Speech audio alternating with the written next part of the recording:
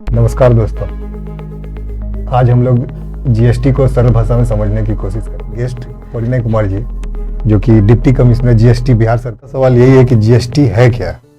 लोगों के मन में बहुत सारी भ्रांतियां हैं और लोग इसको कुछ अलग टैक्स कुछ ऐसे समझते हैं कि कुछ है। तो आप सर सरल भाषा में अगर इसको समझाएं कि जीएसटी है क्या। बिल्कुल।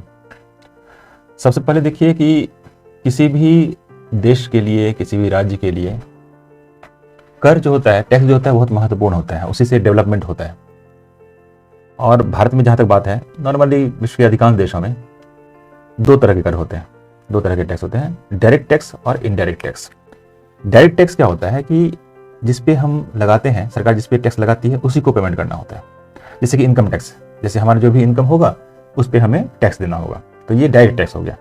दूसरा होता है इनडायरेक्ट टैक्स। इनडायरेक्ट टैक्स क्या होता है कि सरकार जिस पे लगाती है उससे नहीं वसूलती है, वो वसूलती है दुकानदारों से। जैसे कि उदाहरण के तौर पे आप देखते होंगे, जब मान लीजिए टूथपेस्ट खरीदने के लिए गए तो उसमें लिखा रहता है कि टैक्स इतना, एमआरपी मैक्सिमम रिटेल प्राइस ये है, तो उसमें टैक्स इंक्लूडेड है, या उसमें लिखा रहता होगा जीएसटी वाली चीज़ें ये है। तो उसमें क्या करता है कि सरकार क्या करती है कि वो आम लोगों से टैक्स तो लेती है, लेकिन हम आम लोग डायरेक्ट नहीं दे रहे हैं। वो क्या कर रहे हैं, वो दुकानदार को टैक्स दे रहे हैं, दुकानदार वसूल रहे हैं टैक्स, और दुकानदार फिर सरकार को वो टैक्स का पेमेंट कर दिया।